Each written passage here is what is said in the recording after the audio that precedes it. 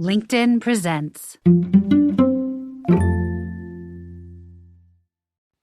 Welcome to the Human Capital Innovations Podcast.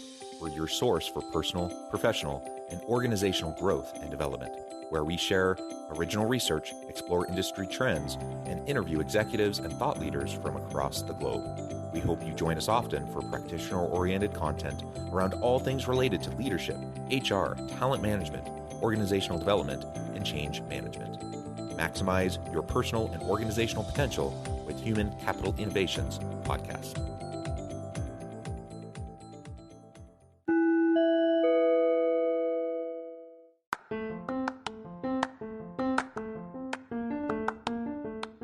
Do you enjoy the Human Capital Innovations Podcast? Enjoy ad-free listening by going to the Patreon page, and please consider contributing even at the producer or sponsorship level. And please leave a review. Thank you for your support.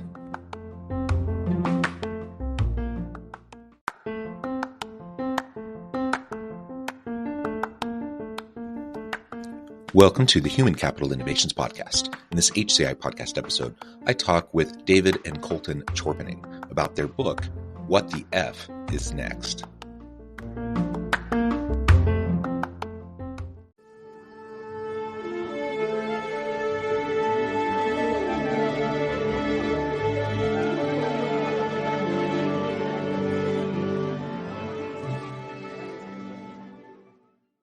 David and Colton Chorpenning, welcome to the Human Capital Innovations Podcast.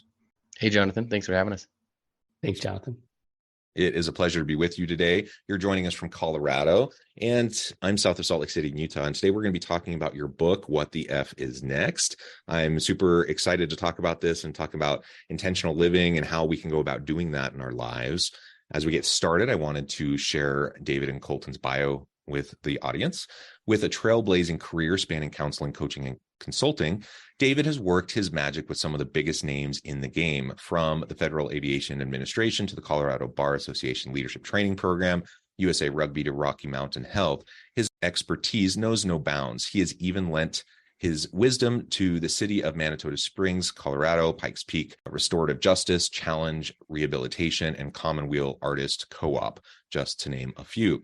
And I could go on about David, but I'm going to just share a little bit about Colton as well.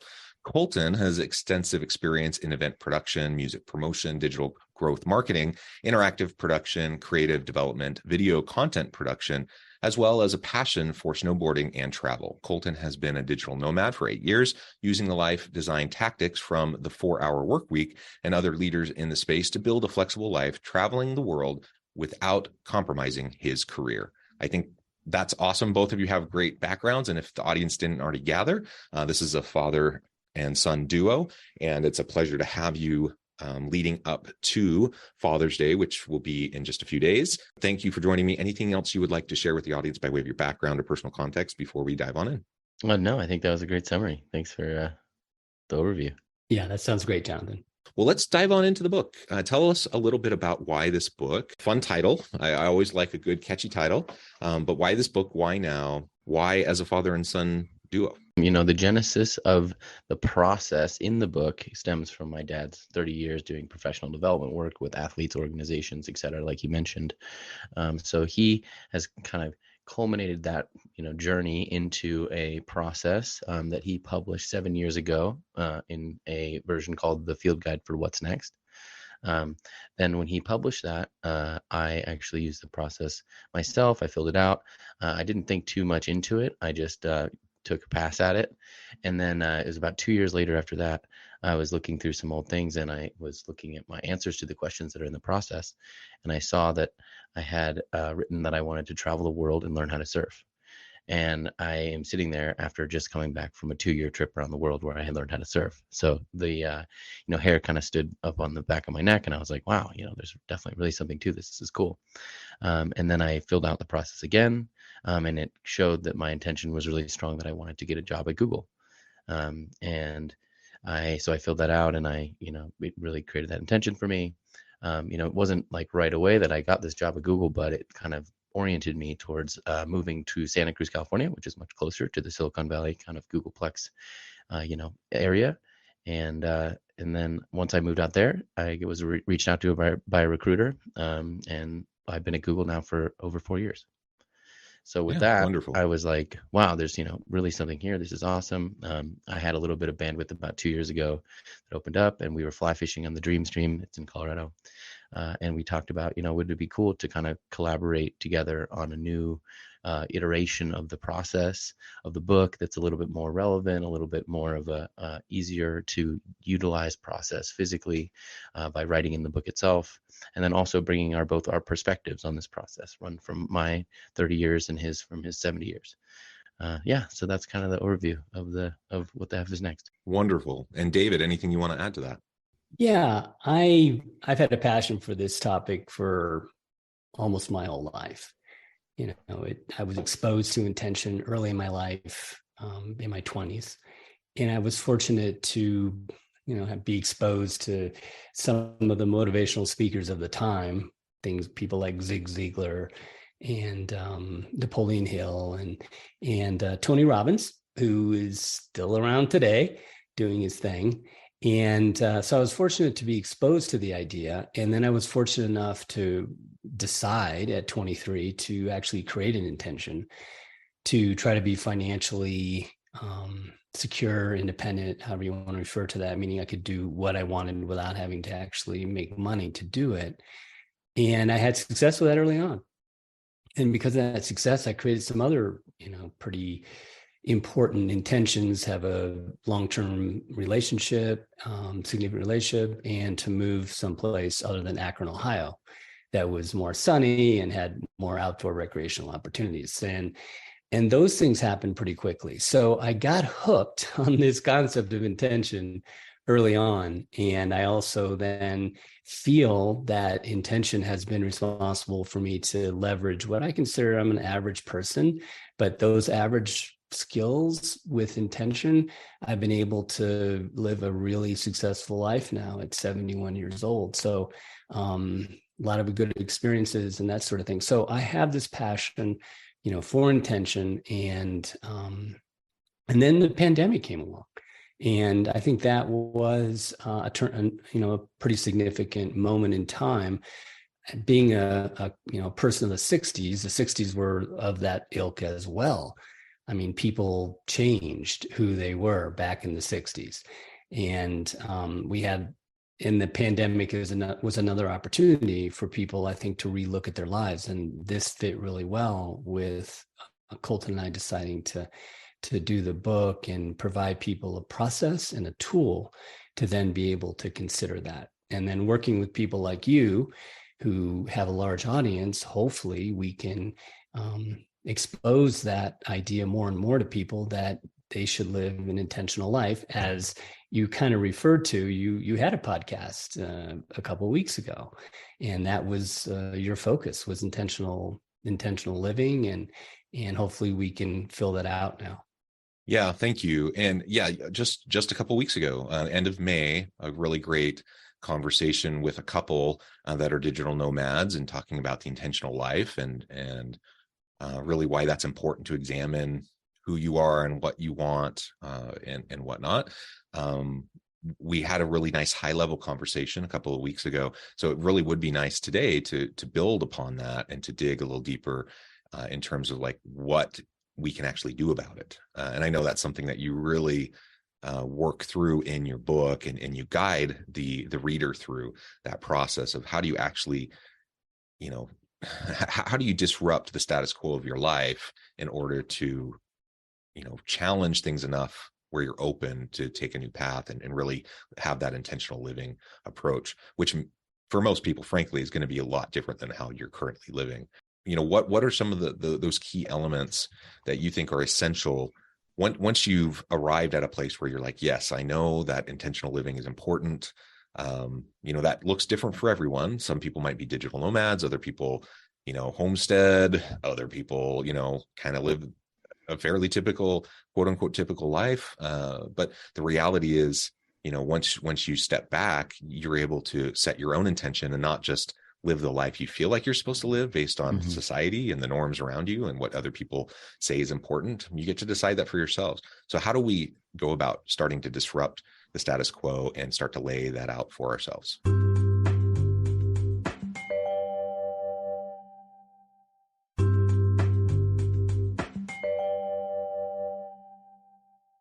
Yeah, totally.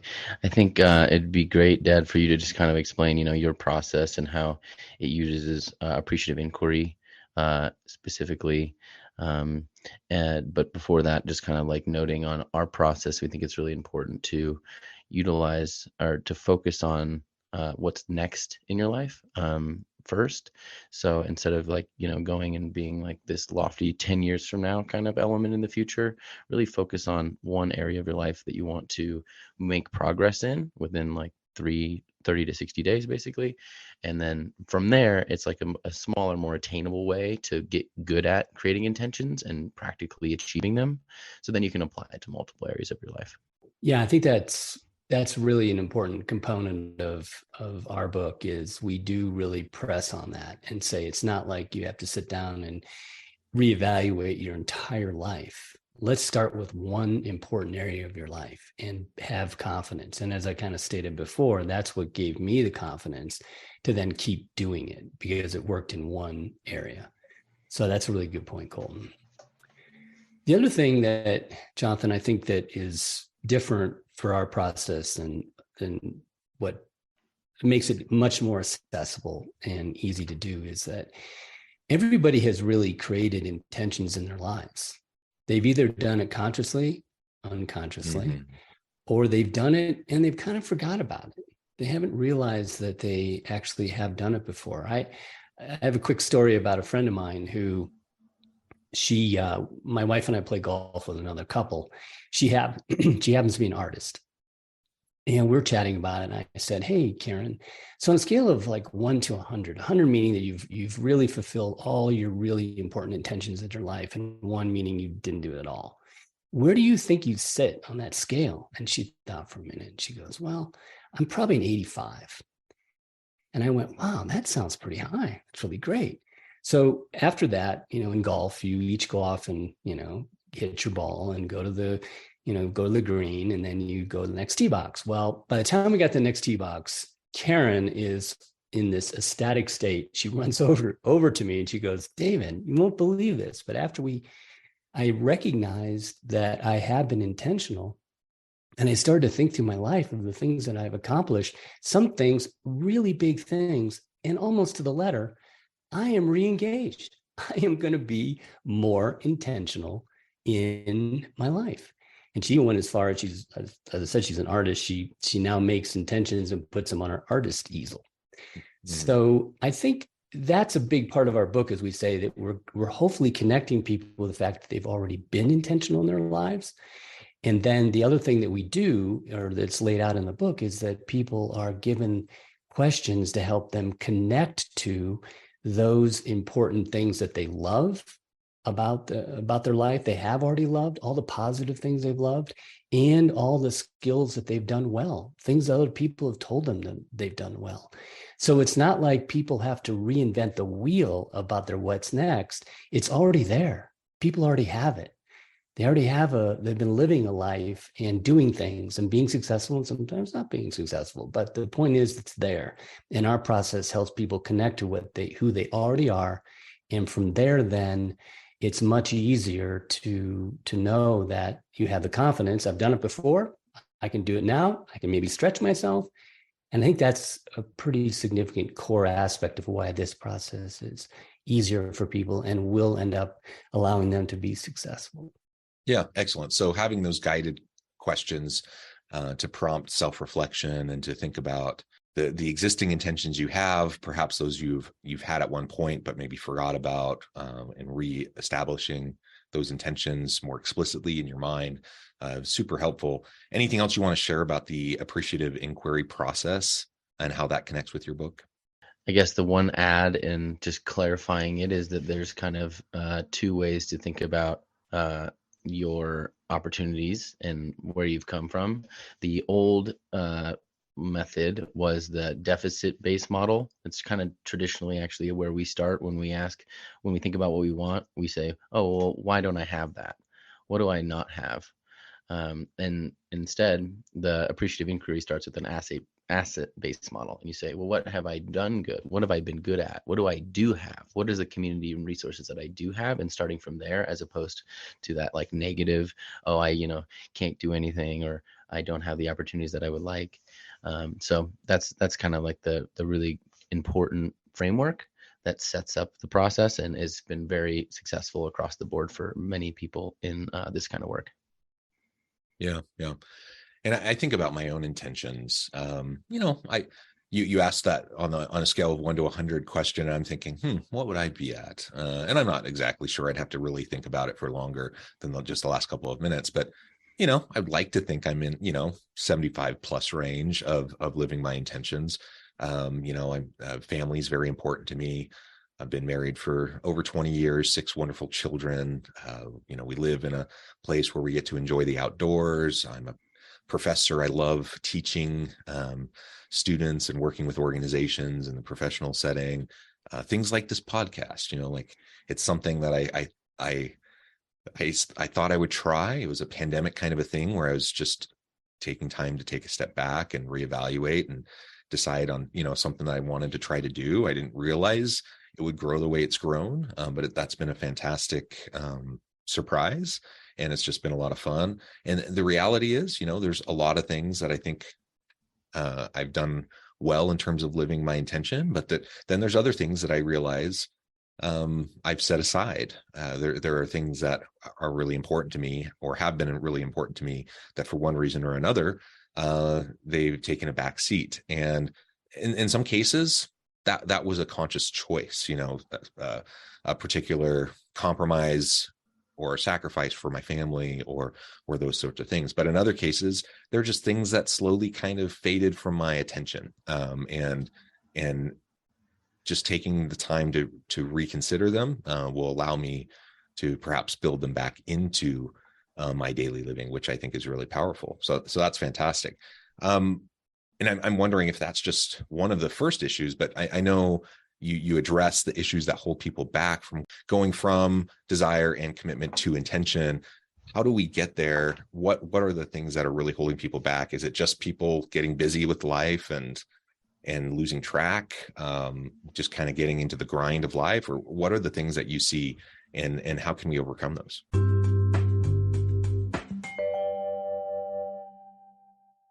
Yeah, I think there's a couple different, but I'll start with that. I don't think that we often have really analyzed and checked in on what we actually want in far too long. Often for most of us, the last time that, we were asked, what do you want from your life, is as a child, or like in school, is like, what do you want to be when you grow up? Right. And so that is a pretty, usually it still kind of persists, I think, in people's subconscious, but is very like outdated and impractical. So, if you asked, I would have been a firefighter or a astronaut, right? And still, that's kind of like somehow in my mind, because I like actually thought about it authentically as a child. And so if that's your goal, and now in your 20s or 30s or 40s, to the last time you really thought about it authentically, then yeah, that's going to be pretty hard for you to go out there and become an astronaut at this point. But if you reevaluate, authentically ask yourself that question again, where you're at in your life. Maybe, you have the desire to start your own business and you've been working a job for a long time. Think about using appreciative inquiry. Okay, well, I've been successful at this, and I have a great network in this area. And my actual intention is to create my own business in the field that I've been doing on my own. Then really honing in on that specifically, then you can actually, tangibly understand that maybe I could get the thing that I want, because I actually checked in on it and I actually thought about it, where I am at in my life right now. So I think that's one of the keys. Another one is that we often have conflicting intentions. So if you have two intentions that can seem to kind of negate each other, an example that we lay out in the book is, imagine that you have the intention to get a new sports car. but you also have an intention to work less. And so at first it's like, well, that would be impossible without somehow breaking the laws of physics, winning the lottery, something like that. But if you actually drill down to the essence of what it is that you want, which is probably just to drive a awesome vehicle, down the Pacific Coast Highway and have some more flexibility with your work, then you can reevaluate it. And it's not that you need to, get more money to necessarily do this. Maybe you just need to figure out a way to rent a sports car for a long weekend and communicate with your profession or your job or whatever to have more flexibility to maybe work out of the office. So with a tapping in closer to the intention, which is just to have this like adventure with a, hopefully cool vehicle or something, you're actually so much easier able to achieve that authentically.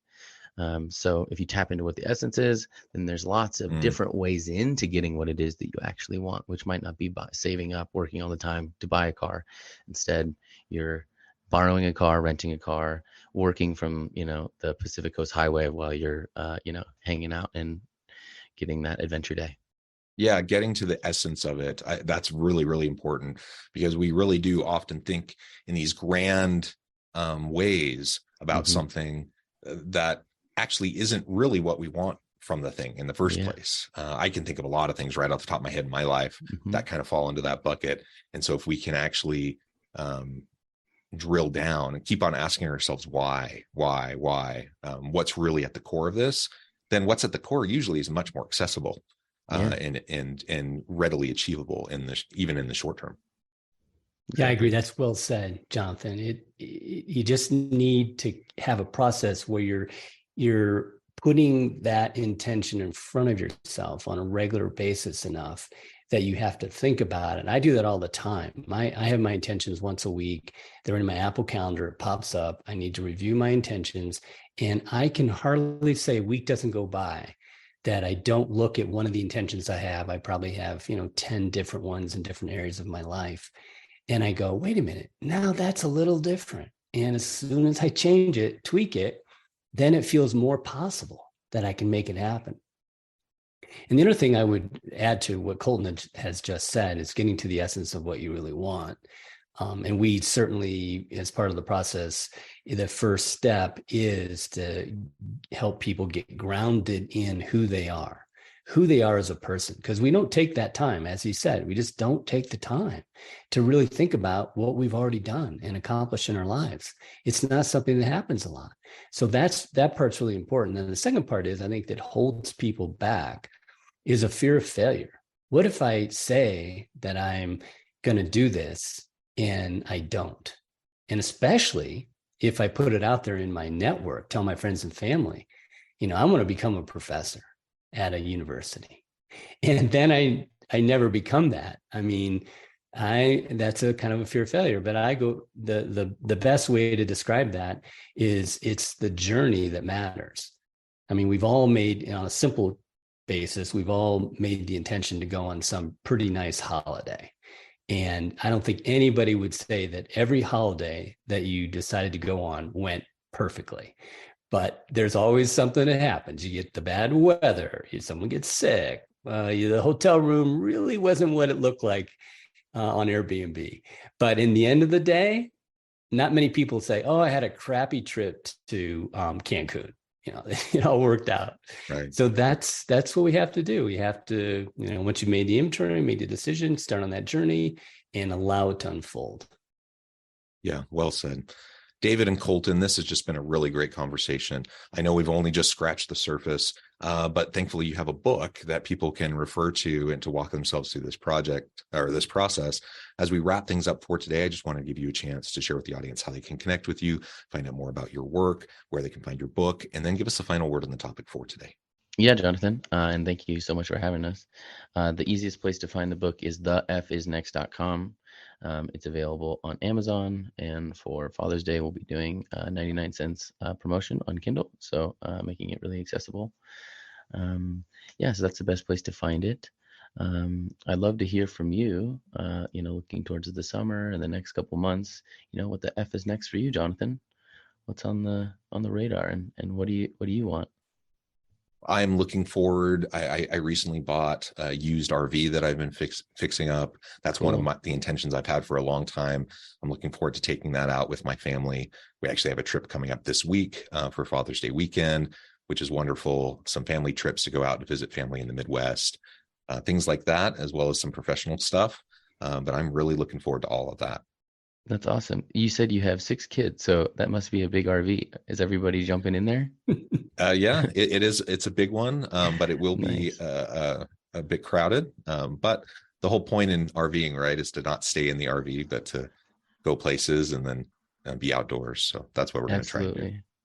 Yeah, we had an old Shasta travel trailer back in the day, and it was 4 of us, but it was tight quarters. But those are sometimes the best memories, just hanging out as a family and being all over each other kind of thing, and just going with it. So that'll be awesome. Great summertime Absolutely. plans. Well, just one thing I would add, whether they buy our book or not, I would say if there's one thing that people walk away with is right now, put an hour in their calendar this week and to actually decide on something they think is important and lay out 1 to 3 actions to actually start moving in that direction.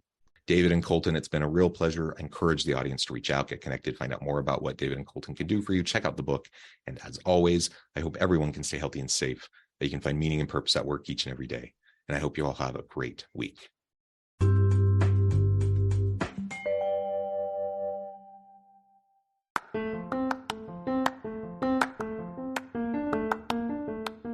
Do you enjoy the Human Capital Innovations podcast? Enjoy ad-free listening by going to the Patreon page, and please consider contributing even at the producer or sponsorship level. And please leave a review. Thank you for your support.